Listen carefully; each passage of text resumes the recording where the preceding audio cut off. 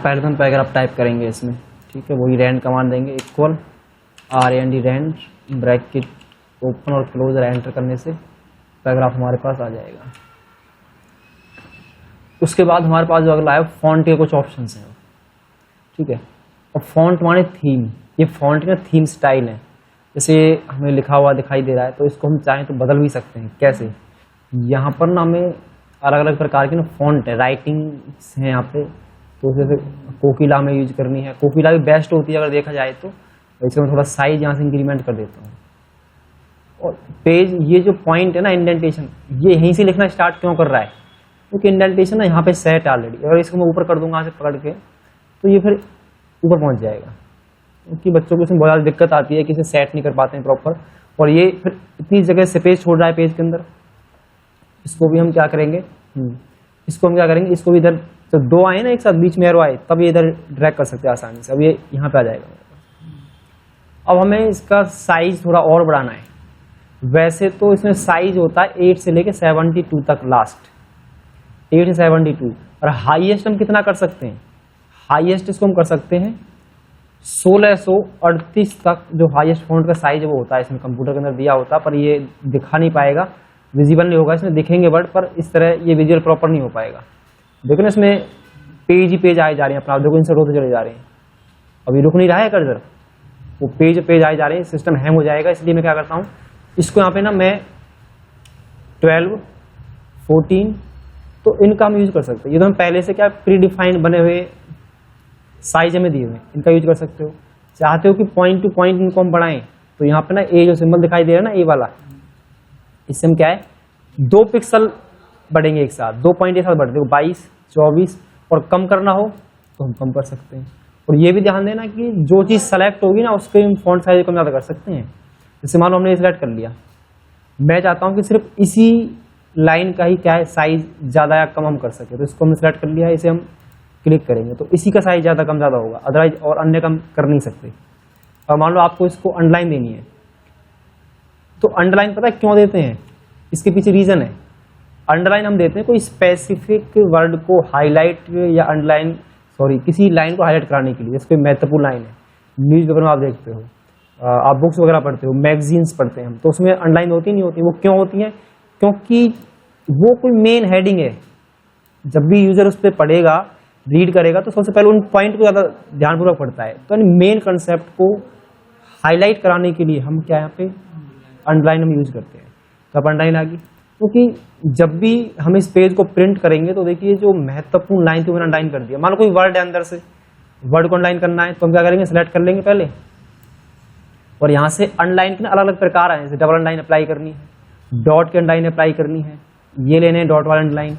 यहाँ पे कलर्स भी हैं, आप कलर यूज कर सकते हो अंडरलाइन के लिए। अलग अलग तरीके हैं यूज करने के, मेथड्स हैं।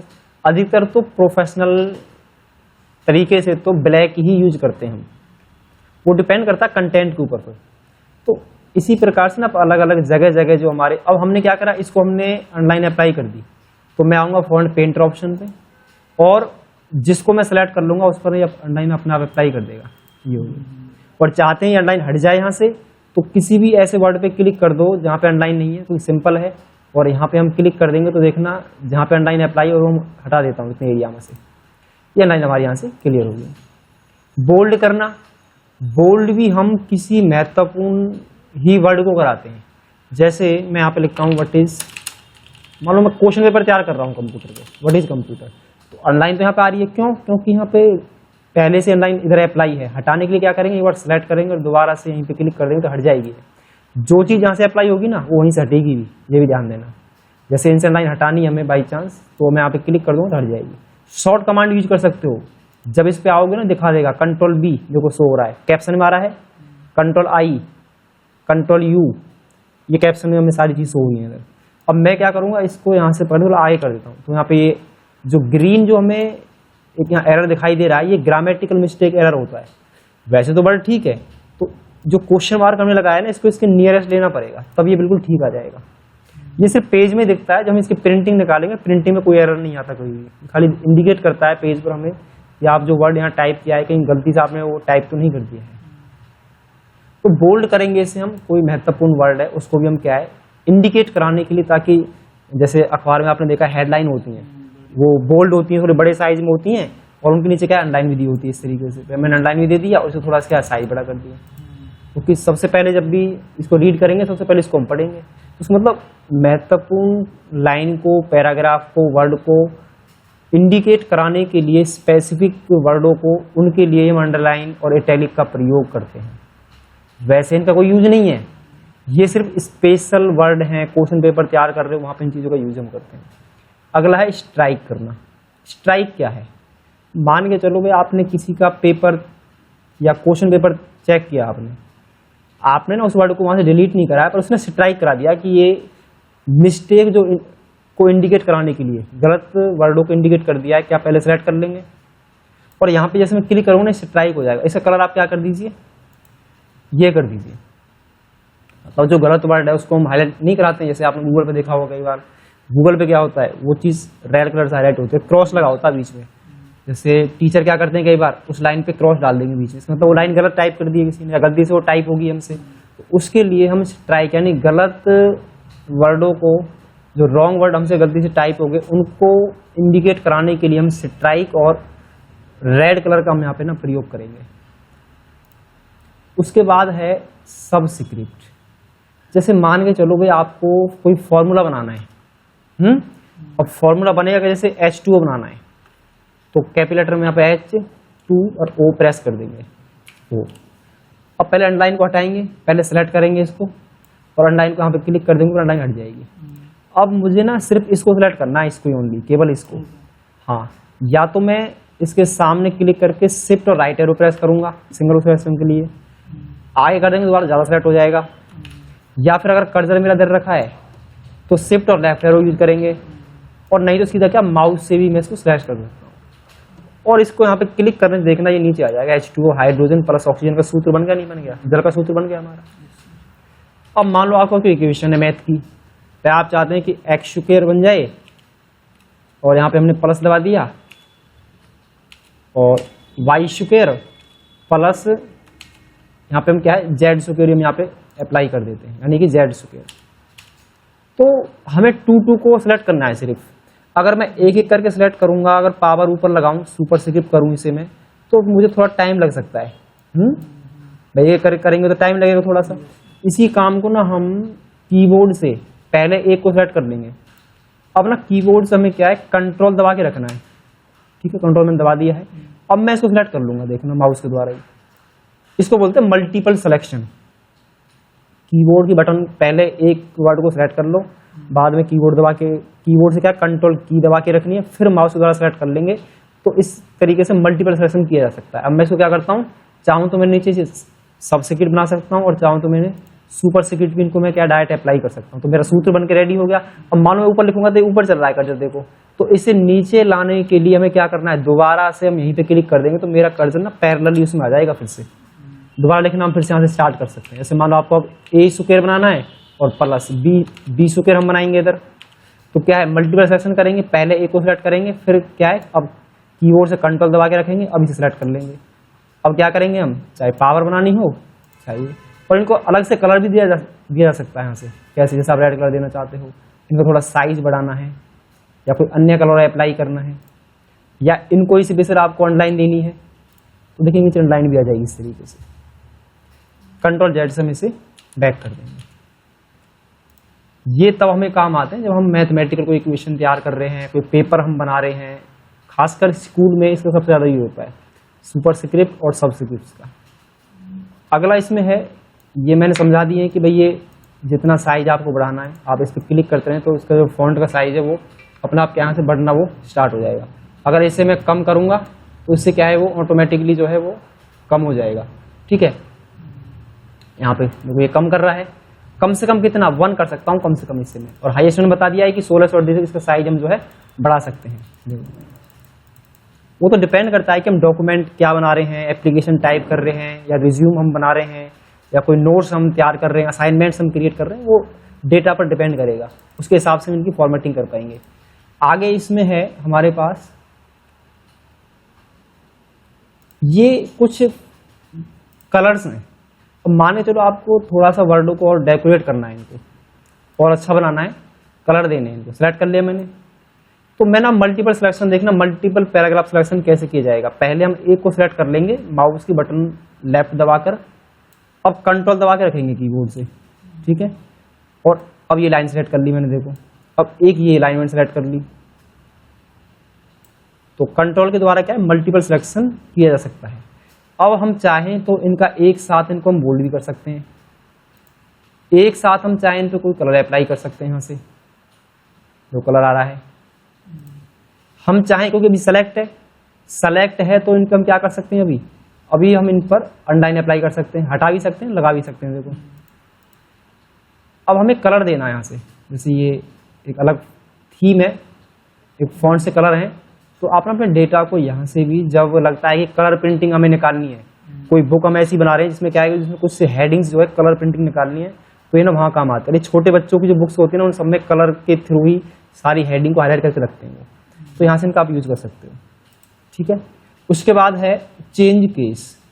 अब चेंज केस क्या काम करता है, मान के चलो ये फाइल आपने किसी से टाइप करवाई है और आपको लगता था कि ये जो पैराग्राफ है ये बड़े सारे अक्षर जो है कैपिटल लेटर में टाइप करने थे, गलती से उसने क्या करा, छोटे में टाइप कर दिए। तो मेरे पास ना वर्ड में ऑप्शन है, इधर बहुत अच्छा ऑप्शन है, हम बिगर दोबारा टाइप करे बगैर इसको ना, मैं यहाँ पे एक ऑप्शन होता है इसी के अंदर चेंज केस। अब मान लो आप सेंटेंस केस तो ऑलरेडी चला हुआ है, अब सेंटेंस केस की पहचान क्या है, जहाँ पे लाइन खत्म होती है ना वहाँ डॉट लगा होता है। वैसे यहाँ नहीं दिखा रखा है क्योंकि वैसे आ गया है, क्योंकि जहाँ डॉट लगा होगा वहाँ पे लाइन होगी, यहाँ पे शायद डॉट इसमें पैराग्राफ ना है ही नहीं, जैसे ये देख रहे हो यहाँ पे डॉट के बाद क्या है, पहला अक्षर बड़ा है, तो ये पहचान है सेंटेंस केस की। पर अगला है इसमें इसी के अंदर लोअर मतलब सारे स्मॉल लेटर में कन्वर्ट हो जाएंगे, पर इसमें एरर दिखाई देगा आपको डॉट के बाद। क्यों? क्योंकि ये ग्रामेटिकल मिस्टेक है, और इसके बाद मैं जैसे इस बी को हटा के यहाँ पे कैपिटल लेटर बी टाइप कर दूंगा तो एरर अपना पड़ जाएगा, ये बहुत हो गया। तो जो प्रॉपर हम डॉक्यूमेंटेशन करते हैं, डॉक्यूमेंट राइट करते हैं, एप्लीकेशन बनाते हैं, कोई एप्लीकेशन हम टाइप कर रहे हैं, तो उसको हमेशा सेंटेंस केस में ही टाइप किया जाता है। अगला है, आप चाहते हैं कि भाई सारे अपर केस में बन जाए, तो देखो विदाउट राइट करे, दोबारा टाइप करे वगैरह आप इनको सेलेक्ट करके सीधे कैपिटल लेटर में कन्वर्ट कर सकते हैं। अब लगता है कि गलती से कैपिटल लेटर में कन्वर्ट हो गए, अब इनको मैं यहाँ से कैपिटलाइज ईच वर्ड भी कर सकता हूँ, पहला अक्षर सबका बड़ा होगा इसमें। और कई बार ऐसे वर्ड की भी हमें भविष्य में आवश्यकता पड़ सकती है, तो इसको हम जो बदलेंगे sentence case, lower case, upper case, वो हमारा ना ये ऑप्शन सहायता करता है उन चीज़ों में।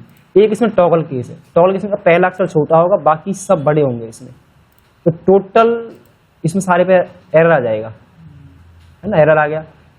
परंतु जो सबसे ज़्यादा प्रयोग में आने वाले जो ऑप्शन है ना इसमें, पहला वाला सेंटेंस केस, तो सिलेक्ट करेंगे इसे हम, इधर आएंगे सेंटेंस केस अप्लाई कर देंगे, सिंपल आ गया बिल्कुल। जो प्रोफेशनल जो डॉक्यूमेंटेशन टाइप करने का जो तरीका है, राइट करने का डॉक्यूमेंट को, यही होता है अधिकतर को। और जहाँ लगता है कि भाई कोई पहले लाइन कैपिटल लेटर में करने हैं, बड़े अक्षर करने हैं सारे, तो यहाँ के हम क्या कैपिटल लेटर में उनको अपर केस में कन्वर्ट करते हैं, एक क्लिक से हो जाएगा सारा काम हमारा। तो कुछ चीज़ें ऐसी होती हैं, कुछ वर्ड ऐसे होते हैं जो हमें कैपिटल लेटर में कन्वर्ट करने ही पड़ते हैं वो, तो उसके लिए हम इस ऑप्शन का प्रयोग करेंगे यहाँ से। अगला इसमें है हाईलाइटर। अब हाईलाइटर भी, ये जितने भी ऑप्शन दिखा रखे हैं ना, ये कुछ स्पेशल ऑप्शन है। हाईलाइटर क्यों यूज करते हैं? जैसे मैगजीन आप पढ़ रहे हो, न्यूज़पेपर पढ़ रहे हो, कॉम्पिटिशन एग्जाम की तैयारी हम कर रहे हैं, तो कुछ महत्वपूर्ण पॉइंट को हम क्या कर देते हैं, हाईलाइट नहीं करते हैं, अंडरलाइन कर देते हैं, बोल्ड कर देते हैं, इटैलिक कर देते हैं। तो ऐसे यहाँ पे हाईलाइटर है, जो महत्वपूर्ण लाइन है उसको आप यहाँ पे हाईलाइट कर सकते हो इस तरीके से।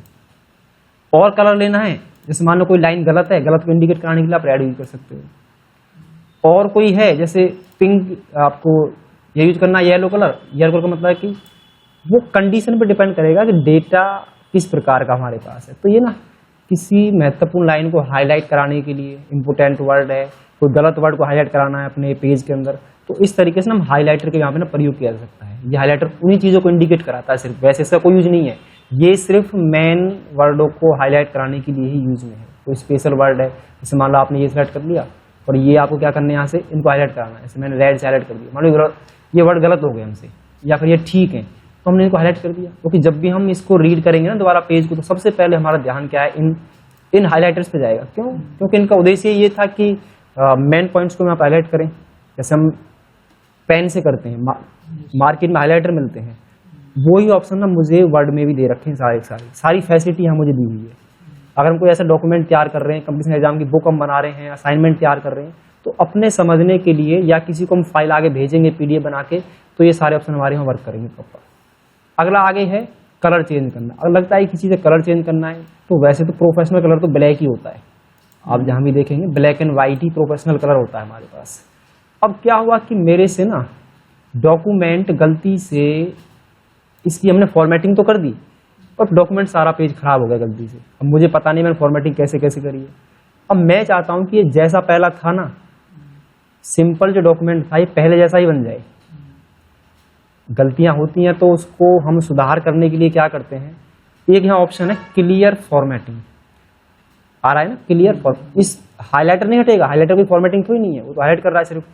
इस पे हमने bold, underline, italic, superscript, subscript, italic, bold, सारा कुछ, चाहे मैंने साइज बढ़ाया हो, कलर दे रखा हो, सबको हटा देगा ये एक क्लिक से ही।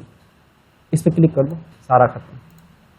जैसा हमने पहले टाइप किया था ना कैलिबरी में, जो डिफॉल्ट सिस्टम में चलता है पहले से, वही फॉन्ट फिर से आ गया मेरे पास।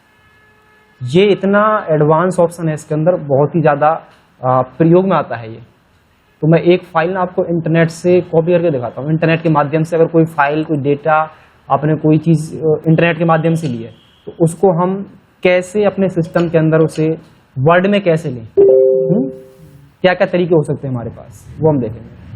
तो मैं एक बार इंटरनेट के पेज पे जा रहा हूँ और मैं यहाँ पे सर्च कर देता हूँ व्हाट इज कंप्यूटर,